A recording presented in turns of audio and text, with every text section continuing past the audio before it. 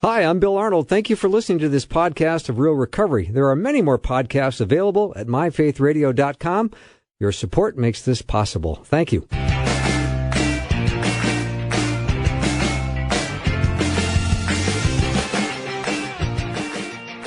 Welcome to Real Recovery. So glad you're joining us tonight. Bill Arnold on this side of the studio, and just across the way, a man who knows the entire Oscar Mayer Wiener song by heart, George P. Fraser. Hello, George. I kind of do. No, I know you do. Don't pretend you don't. Okay, do you know Big Mac, 2 all-beef patties, special sauce, lettuce, cheese, pickles, onions, and a sesame seed bun?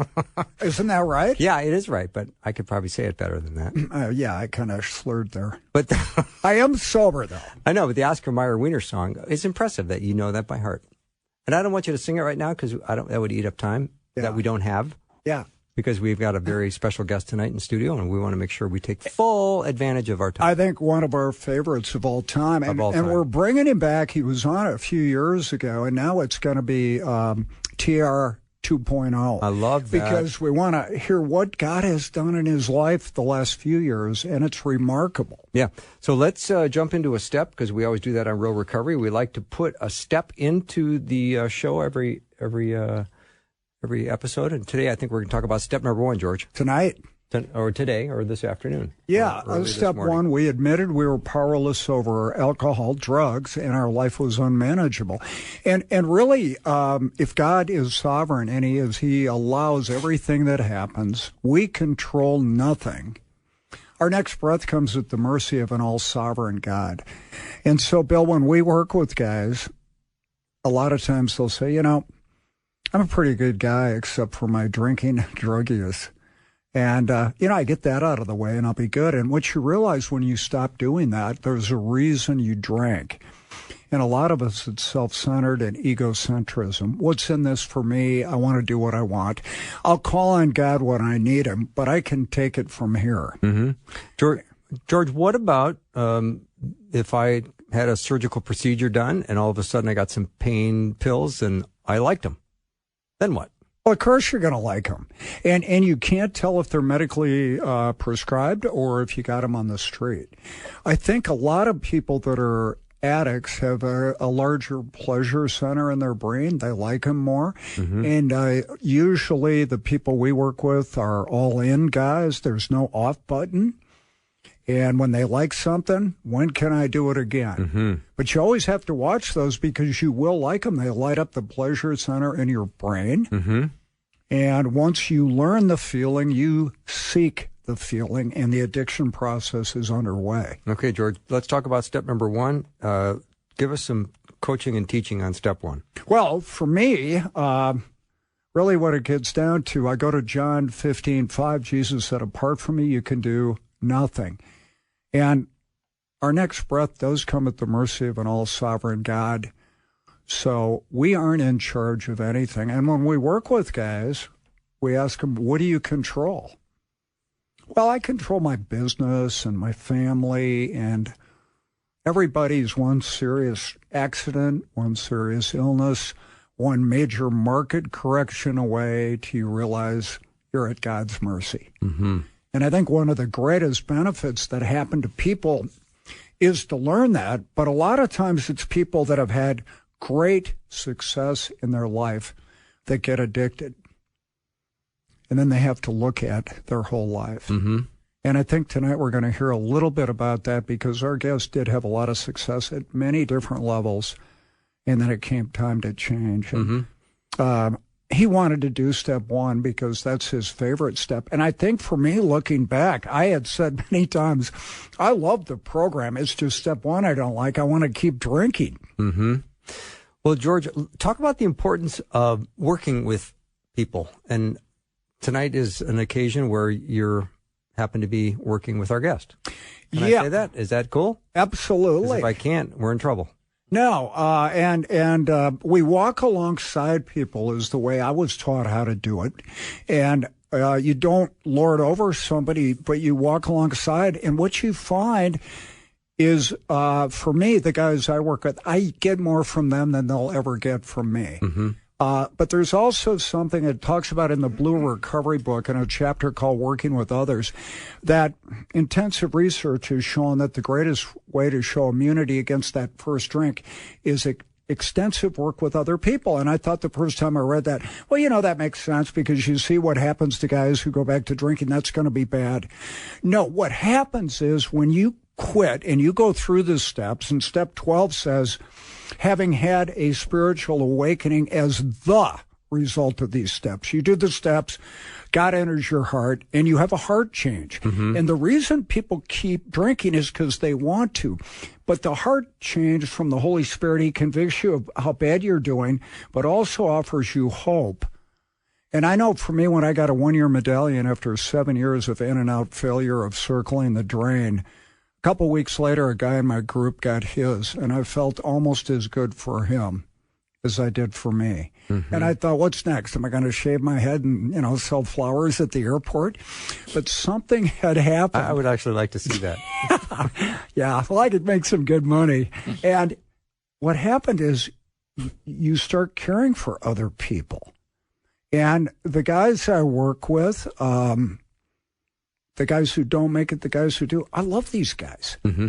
And that sounds really hokey, but it's true. No, it doesn't sound hokey at all. And Tom's become a very good friend like you. Mm-hmm. You've helped me with my recovery, even though you're not alcoholic or addict, but you've helped my walk.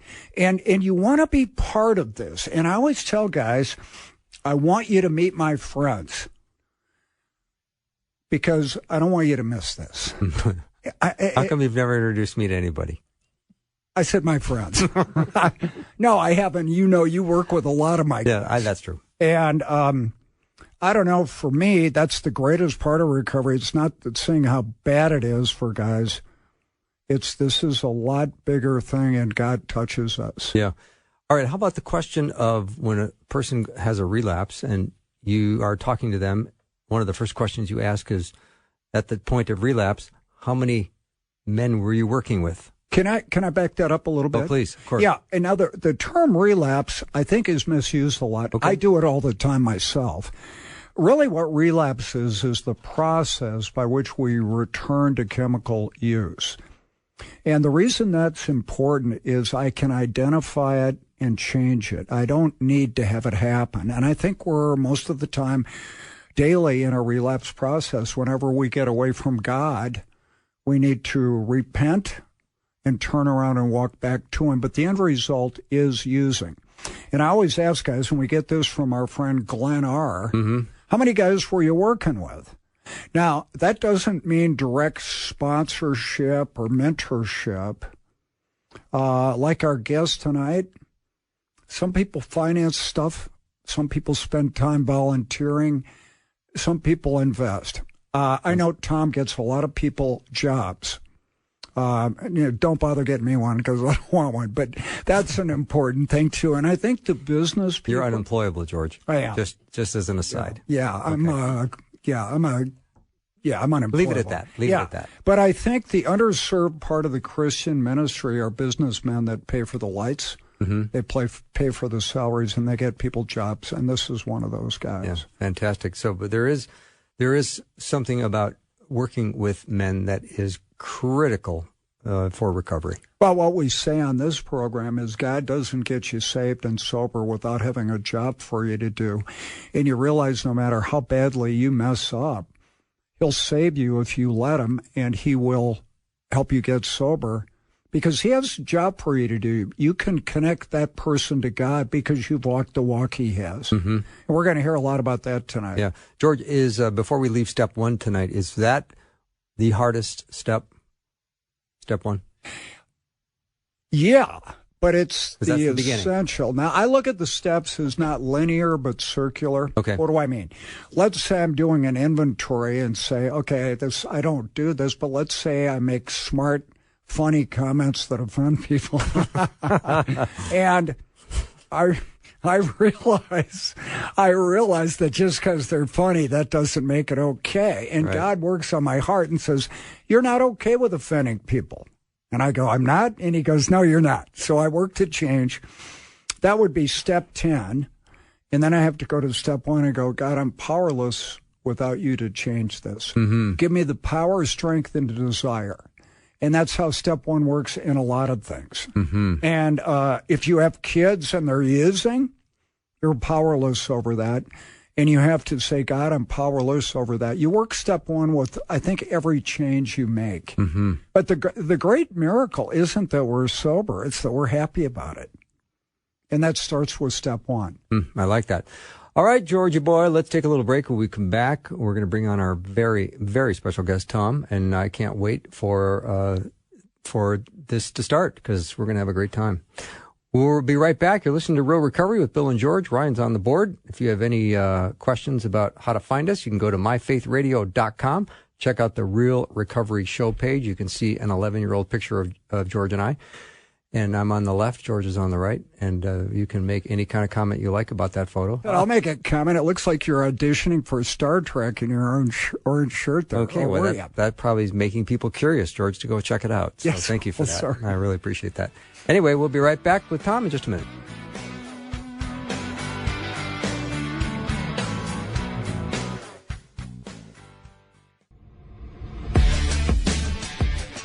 Welcome back to the show. George, this gets to be the favorite part of the show for me, where we talk less and our guest talks more. Yep. That's my favorite part. This will be great. Yeah. This is going to. We could go get something to eat after you ask him a question. Well, because we both could properly introduce our guest, I'm going to give you the honors to get things started, George.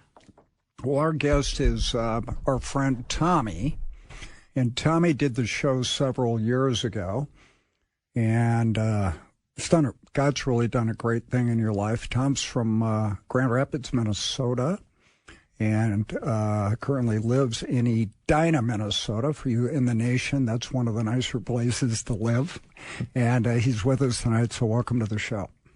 Yeah, thanks, George and Billy. I sure appreciate the invitation and the opportunity to come back. And I do apologize for the Edina. I spent most of my life trying to beat up on them on the ice rink, and so now I'm in the bubble. I have to apologize to my northern family. Well, don't worry about that. Did they shun you for that? You know, it's funny. Two of my best friends growing up are now all in the bubble, and I was the last to migrate in. So it's kind of ironic, I guess. Well, let's go with where you were raised, and what was your family like? How many people are in your family? Did you go to church? Tell us about it. Yeah, big Irish Catholic family, 11 children.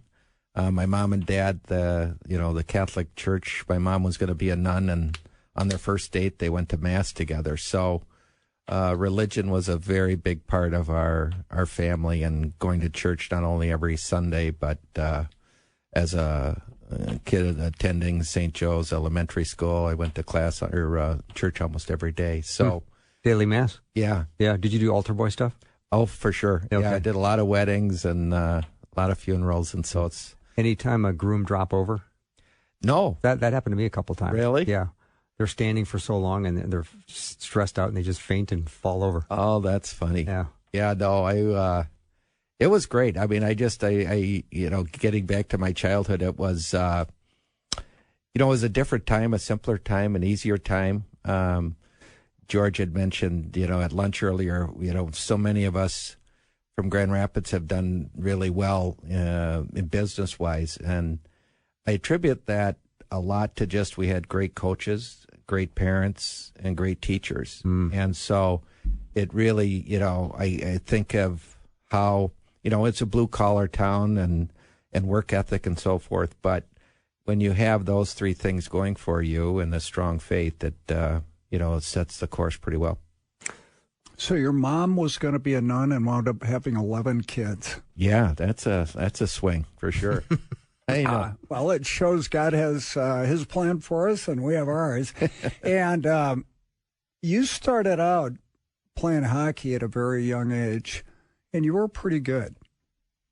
Yeah, I mean, I was lucky. It's just like any other little brother. You just kind of follow your older brothers to the rink or the basketball court or the football field. And so for me and growing up, in Grand Rapids and kind of the fringe of there in range hockey was kind of a big deal. And so from my oldest brother, Jim, who graduated in 72 when we beat Edina in the state tournament for the first time with the Craig Norwich era. And to my brother John and Bill and myself and two younger brothers. And so, just I think having a big family values, it just created hockey was the game and kind of your source of identity, which later in life kind of worked against me, I guess.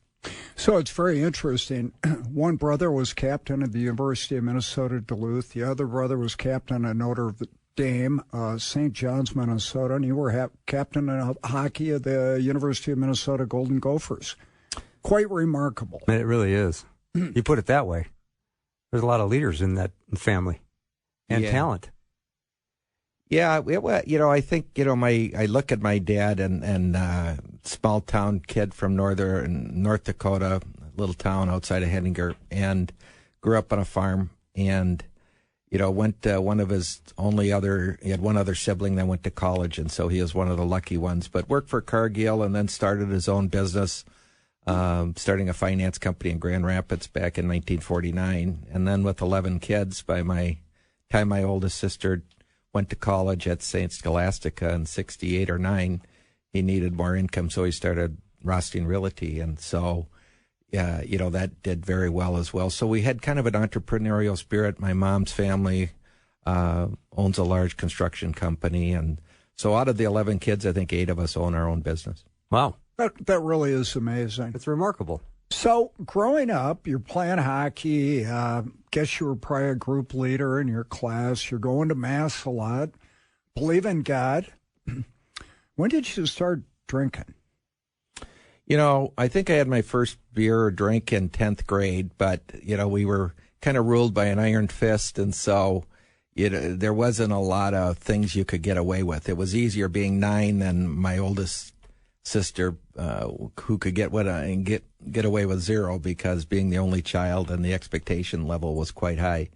We were able to get away with more as you fell down the food chain, but it was still pretty tough. So for me, when I went to the University of Minnesota and having the freedom, being the man of the house in my dorm, so to speak, the freedom to drink when I wanted, my addiction it was immediate. How I loved alcohol. I loved what it did for me. And how my relationship with God changed instantly. That it was 1-to-1 with each drink I took. It was one step away from God, and just not knowing it. So when you got off on your own, you took off, didn't you? Oh yeah, that was I thought heaven. So there was a great story you told about your first report card and your father. Yes, that was interesting. So, and thanks, George, for another highlight. Leave it to George. At the U of M, we were on quarters back then, and so my spring quarter, I only needed 3 classes, not 4, to meet the eligibility requirement for the NCAA, and so I thought no reason to take a full load if 3 classes just keeps me qualified. So it was Greek mythology, which was pretty high bar. And then you had, I think, biology and one other class, I can't remember, maybe Psych 101, which had 1,000 kids in the classroom. And so anyway, it was easy to get lost because the size of these classes, and just with the spring and hockey being over, it was a good time to get outside and have fun. So I knew I didn't do great.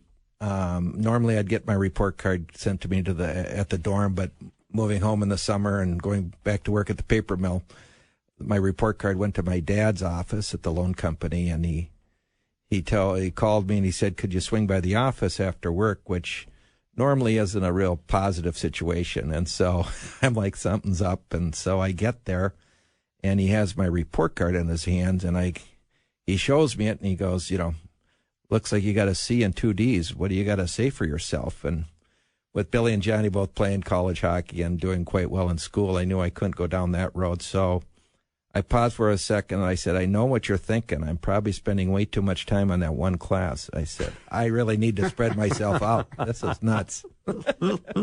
So I kind of slipped by, but the message was loud and clear. This won't continue. I love that story. So when you went back the next year after working in the summer, did you buckle down a little bit?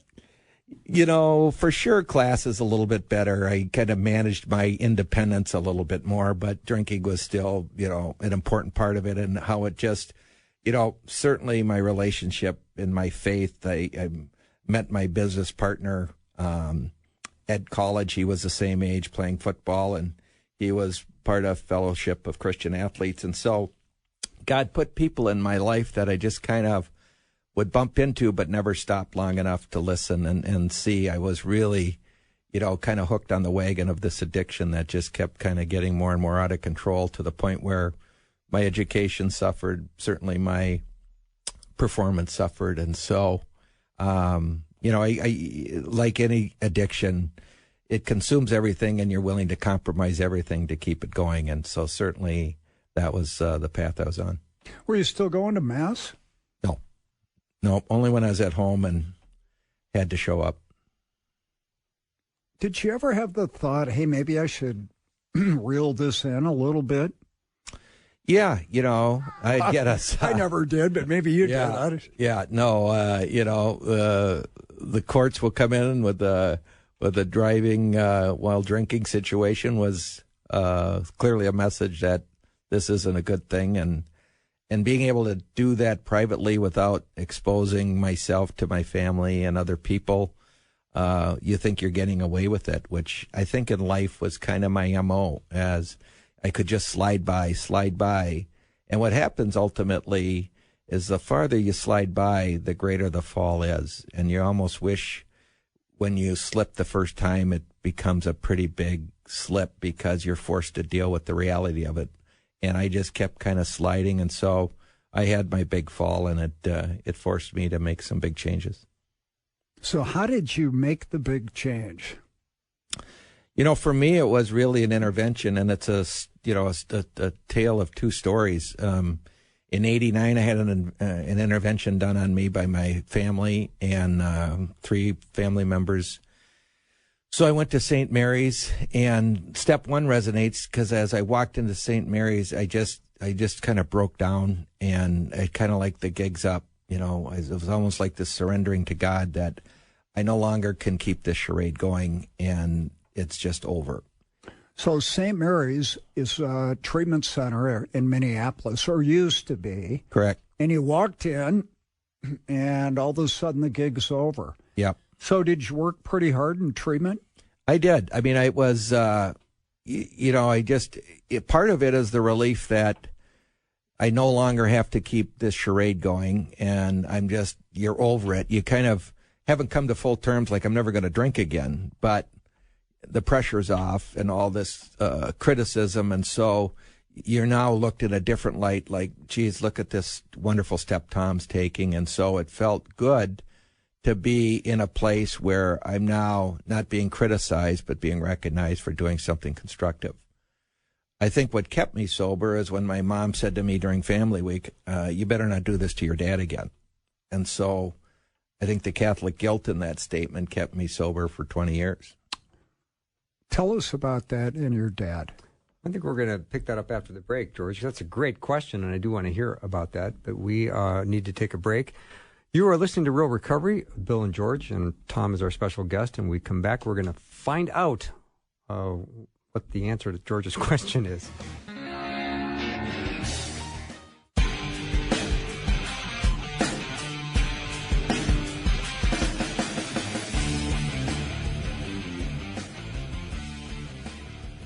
We're listening to Real Recovery, Bill and George. George, right before the break, we were talking to our guest, Tom, about his relationship with his dad. You asked a very good question. Maybe you would ask him again if you remember the question. Yeah, to recap a little, your mom said something to you when you were in rehab about your father. What was that? Yeah, I just remember at lunch, and my dad had gotten up to get something, and she looked at me and just said, you better not do this to your father again. And, which was kind of the way they looked at recovery, like I was intentionally trying to hurt other people, and that I was doing this to them.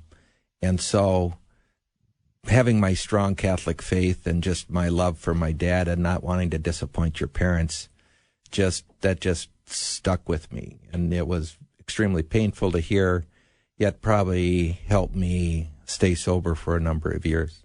Did you feel like you let your dad down? Oh, 100%. I feel I left myself down. And I think, what most people don't understand for people who are addicts and alcoholics is their greatest disappointment is themselves. You disappoint all these other people and they look at you like, why does he continue to do this and hurt everybody?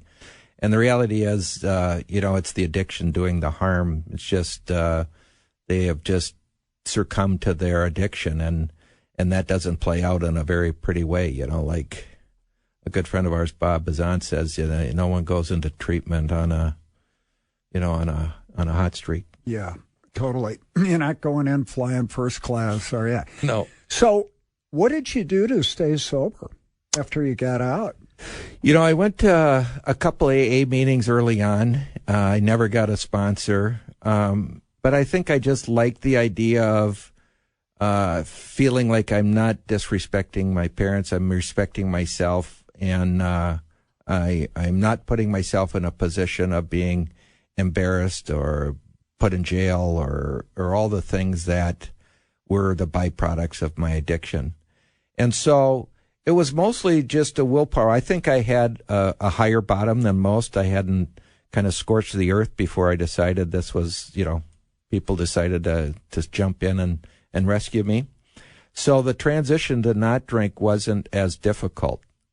Where the problem happened was, again, I kind of, like I say, I kind of dodged the bullet of real recovery. And in that, I stopped drinking, but I didn't rewire the network. And so I think my addictions played out in other ways. And so I became more selfish. Like, geez, if I'm not going to drink, then I'm entitled to this. I'm going to play more golf because I'm not drinking. I'm going to do this because I'm not drinking. And became, just the addictions played off in other ways that were just completely unhealthy. And even my relationship, I did start going to church, but I wouldn't say I had a relationship as I did have a religion. Were you happy? I think on some levels, yes, but on some levels I felt like I was not the person I was supposed to be and who God created. But on the outside, it sure looked good. Yeah, I had all the right pieces, married, children, great job, successful, good friends, good family. So I think a lot of pieces looked really good on paper. House on the lake, boat, golf clubs, a lot of friends, everybody loves you. Were you happy? I think on some level, happy enough? Yeah, I think in the worldly things, yes. I think what it didn't prepare me for was the temptations of life that unprepared me where my addictions could play out. And so not reworking them and rewiring them and having a relationship with God to help remove them, thus step one. It left me vulnerable to fall, and I certainly did. So what's really interesting to me, knowing the story, we get out of rehab, we go to a couple 12-step meetings. How long were you sober? 20 years. Stunning. Yeah. That's a nice chunk of time. That is stunning. Periodic, maybe twice a year, going to church, kids' baptisms. Yeah. And never a return. How did that change?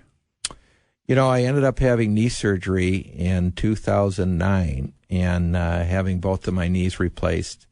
And so I got put on pain medication. And so I started to take pain medication. And then I continued to take it at a time where the doctors prescribed it and they really didn't limit how many you could have. And so I would take it for pain. Then I would take one like, well, I'm going out tonight with some friends and a couple. This is always nice to have that. Maybe my knee hurts a little, to the point where it was very frequent. Wasn't really a mess in life, but just like clueless to what was going on until a friend of mine said, geez, you got to get off those. I've had a friend of mine who worked for me, die from that, which, not being in a real recovery room and having a sponsor and other AA people that I'm engaged with to give me that oversight, it just hit me sideways. Like, what do you mean this, the doctor's giving it to you?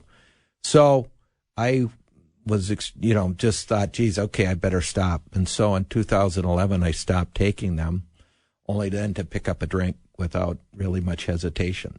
And so started drinking again, once a month, once a week, twice a week, never probably more than 3 or 4. But then my wife's like, now you're drinking? I'm like, oh yeah, and that was for about 2 years where the family decided to get together again and put me in the center of the room.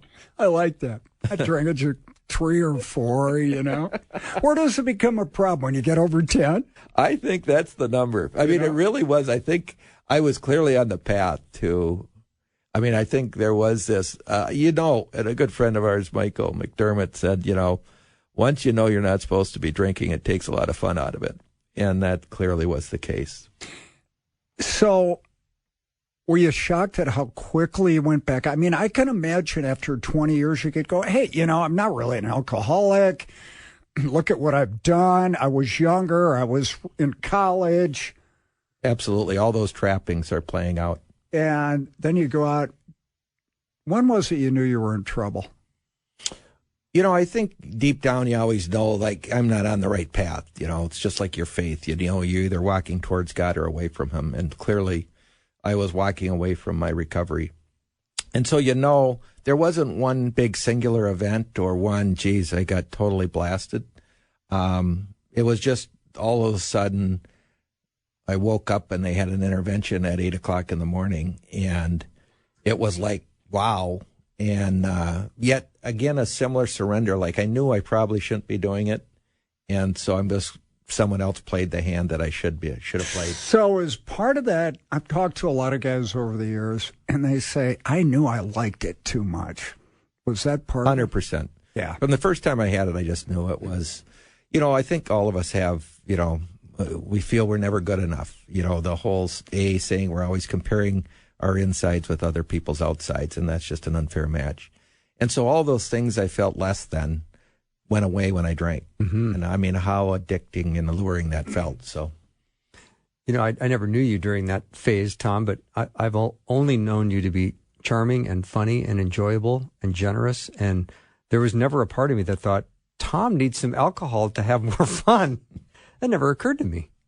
Yeah, it's crazy. And I think part of that was growing up in that environment, back then the families would always have couples over and they'd play cards. And so it was always a family setting. My mom and dad didn't go to the bar. Mm-hmm. And so sitting as a young child delivering, a Jim Beam and Coke or a Brandy Manhattan, and just watching the people and the socialization part of it, I really romanticized about that. Interesting. And so I think that is part of my dynamic, and I'm a very positive, love the energy of being in the middle of that. And so my attraction wasn't to the alcohol, but that was the theme of the deal. And so when I started drinking, I thought, oh, this is it. This is what I was looking forward to when I was 10. And the way I'm wired, now the horse is out of the barn. Look out. Wow. It's very interesting. I didn't know Tom when he drank, but what you said about him is true. And I always say our recovery has to be more fun than our using. Mm-hmm. With Tom, we've had to reel that in a few times, in that I can't see you having more fun drinking. I can't either. It's impossible. Yeah, it is amazing. And even my friends, I have a group of friends that have been with me since high school and even, first grade elementary school and new friends I picked up along the way in college and when I was drinking, and then a big group of friends who, I hooked my wagon to in my recovery. And it's funny because they can't see me doing either one. The ones that have never seen me drink always want to know, what was he like? You know what I mean? And so it's what you find is George is spot on. The fact that you better have as much fun or you'll go back. And I love it. I was always a great Tom till midnight, and then Tom went off the cliff. Mm-hmm.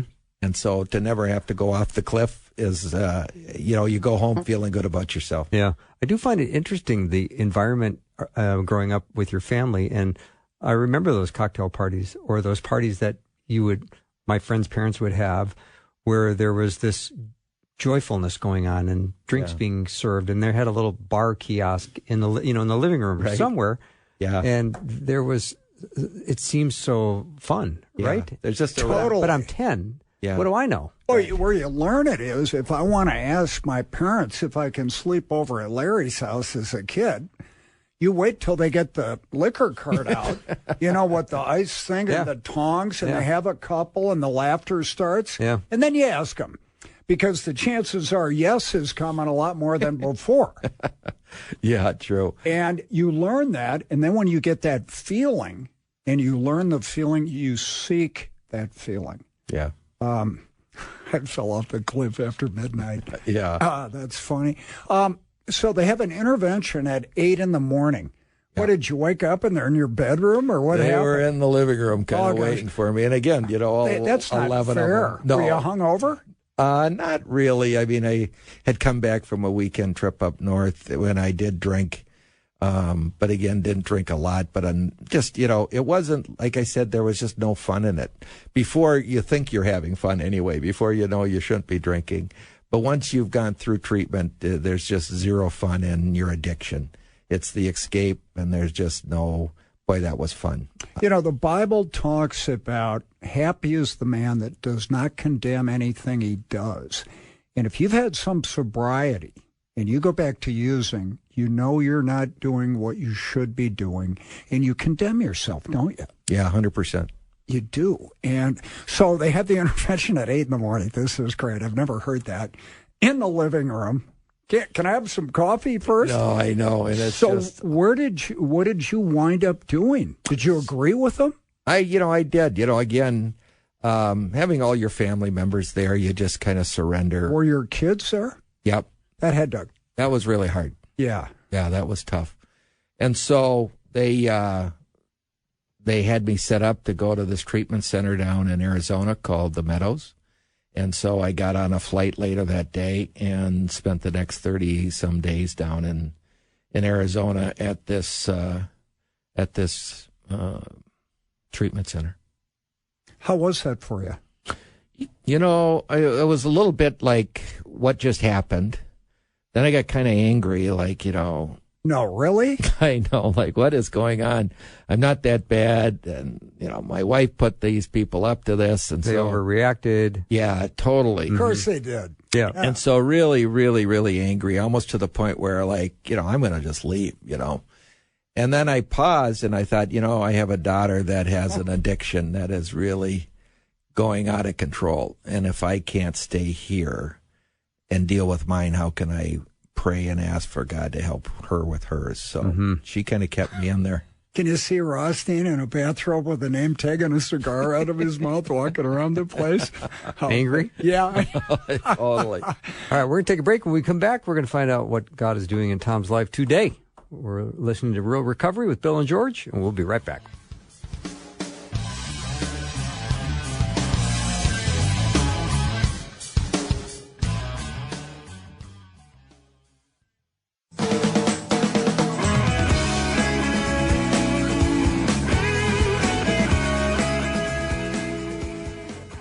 We are back. Listening to Real Recovery, Bill and George. Hey, I don't know if you've downloaded the Faith Radio app. Go to your app store and check it out. I have to say, it's a beautiful app. I've got mine on my iPhone, and when you download it, you just can't believe how pretty it is. And you open it up, and it's very easy to navigate your way through it. And you can listen to Faith Radio live, or you can just check out the podcast. It doesn't matter where you go. You can download if you've got that Faith Radio app. So give it a try. And if you don't like it, it's easy just to delete it off your phone, but I'm pretty sure you'll keep it. George, awesome episode tonight. Another award-winning episode, as far as I'm concerned. Yeah. All God. All God. All the time. And our guest, Tom, has told quite a story. And George, we always say that God gives us a job to do. He gets us sober and gives us a job to do. And I know that Tom has had, he's been busy. Yeah. As far as I know, how it started was two friends. One friend of his called a guy in recovery, and that started working with Tom. And what did you do, Tom, to make sure this time it stuck? It was exactly. I came back from Arizona. I did have a lot of momentum. I went to some meetings, didn't have a sponsor, which was critical. And my business partner was super instrumental. He had putting Bill in my life and other times, and I just would have a nice lunch, but just kind of miss the point of the meeting. And so I knew Bill. I had a lot of respect for Bill. And he had reached out to Bill to say, geez, is there someone you could help Tom with in recovery? And that's when I think Billy reached out to you to be my sponsor, and which was the single biggest step in my recovery. Oh, thank you. The only reason I worked with you is because you played golf at a certain country club, and I told you that because I was full, and you laughed. I know.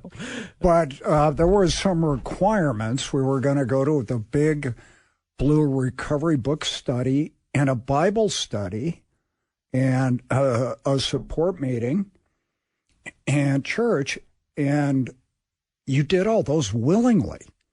Yeah, I was. I was just kind of at that point where I was ready to go. Our connection with our hockey background, I think how we both see life, you and I like to laugh and like to look at the funny side of life and human nature playing itself out. And so you became someone I could relate to really well. My only impression of an AA meeting was back when I was 27 and everyone else in the room was 60 smoking cigarettes. So having you there and then seeing other people my age in the meeting and even younger kids, it just gave me a whole new perspective on my recovery. And then, again, just kind of being naive to what it's going to take to be sober, having you just kind of lead me down the path and doing kind of a workbook approach to recovery, which is get a sponsor, go to meetings, work the steps, and go to church. So it works if you work it. And whatever your plan is, you have to work at it and add to it. And Tom, you took off. People love you. I remember your daughter, we went out to eat one day, and I said to your daughter, I just love your dad. And she said, never forget this. Everyone says that about my father. And I thought, how great is that? That's the best. But you had some struggles when you got into recovery. Not yours, but a family member really struggled with addiction. Yeah, I mean, it almost brings tears to my eyes thinking of that comment, because that was my daughter Clara, who was just in her full-blown addiction and trying everything possible to help her, and not knowing half the time if I'm helping or hurting, and leaning on you for advice. And I just remember you always said, just keep her alive, whatever you can do, to the point where she's going to bounce. And you don't know. I think for so many parents, family members, I was one who was in recovery, fairly new, but knew the disease and the out of control part of this.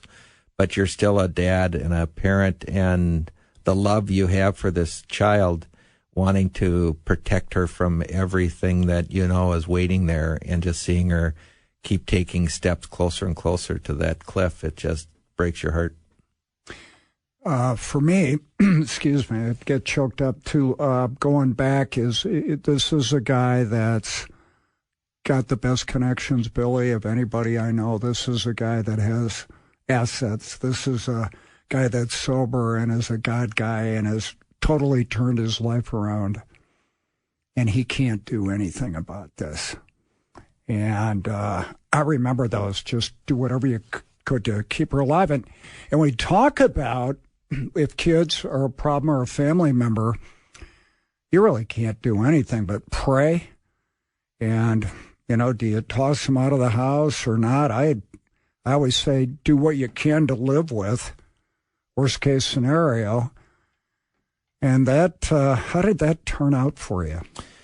Yeah, it was. Today, I'm so happy to say that it's an absolute miracle, and only a picture God could paint. It, where she is today, celebrating her 3rd year of sobriety, 4 years actually, and her son, just turning 3, who's been an angel. That at the time we thought, geez, her mom and I are going to end up raising this child for just her relatively new in recovery, and just knowing how fragile those steps are.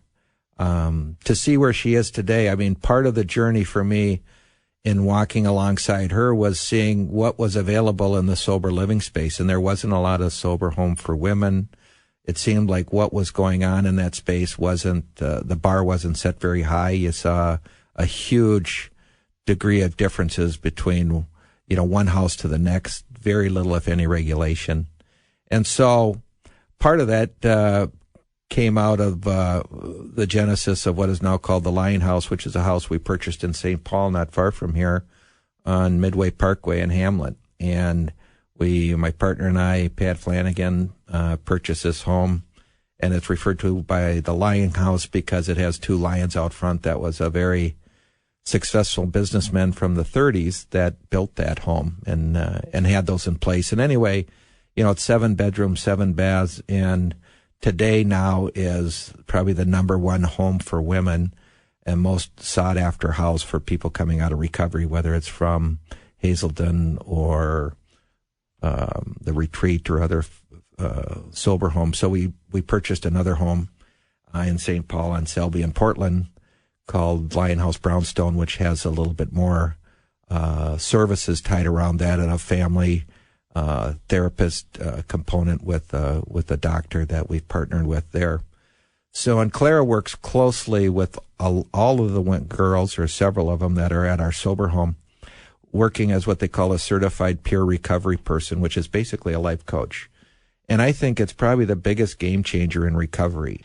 You spend thousands and tens of thousands of dollars to get sober, yet I describe it kind of like going to Mayo and getting your cancer removed, and then they kind of put you in a car and say, when you get back to the cities, maybe try to find a good chemo or radiation doctor.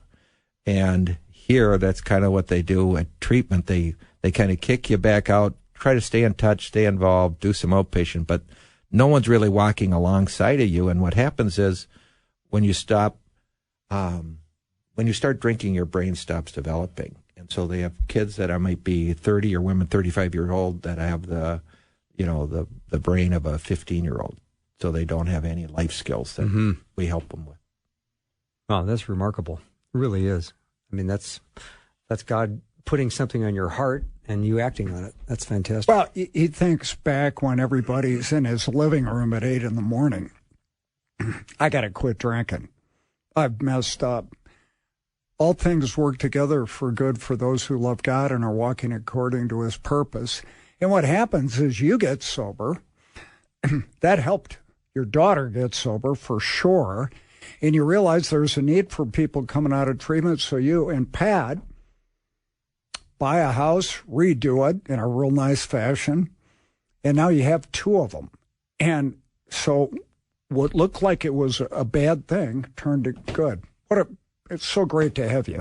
Yeah, no, it's just only God could have painted the picture for sure. Yeah, well said, Tom. Thank you very, very much for coming back and being on the show once again, because your story is not only remarkable, but anointed by God, and the Holy Spirit has led you in through some rough waters, and now you're doing amazing work for the kingdom and for people in recovery. So it's awesome.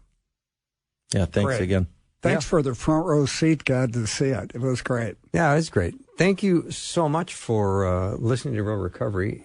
George and I love when you tune in, because we love these stories of redemption. We love what God is doing in the lives of people trapped in addiction. And if that's you, we want you to find your way out. And you can do that through the power of Jesus in your life, and also with community and finding yourself to a meeting, or finding a church or someone that can come alongside you and help you, because that's why we're doing this show, to help you find Jesus Christ as your Savior, and also to help you free yourself from the enslaving power of addiction. So, George, on that note, I think we'll say goodnight. Okay, good night. Hey, Tommy, thanks for doing the show. It's always good to see you. Yeah, thank you. Thank you both. You bet. That wraps up our show. Thank you very much for listening. Have a great week, and we'll see you next time.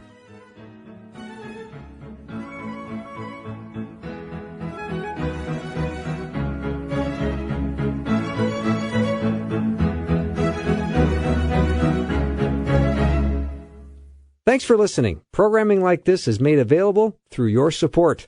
Information available at myfaithradio.com. On the latest episode of the Wild God Stories podcast, we go to Africa. I was raised in Sierra Leone, in a community that truly lived the phrase, "It takes a village." Until one day, the world outside Anita's village broke in. I didn't grow up in a war zone, but I watched one unfold in the country I love. God brought hope to her story and many others through radical provision. God began to direct us towards Uganda, Africa. I was born and grew up in the countryside of Ethiopia. Nanj and I met in Kigali, Rwanda. Discover how God showed up in the middle of war, loss, and impossible odds in Africa. Stories that'll make you say, "Wow, God. Wow, God. Wow, God. Wow, God stories. Wherever you get your podcasts.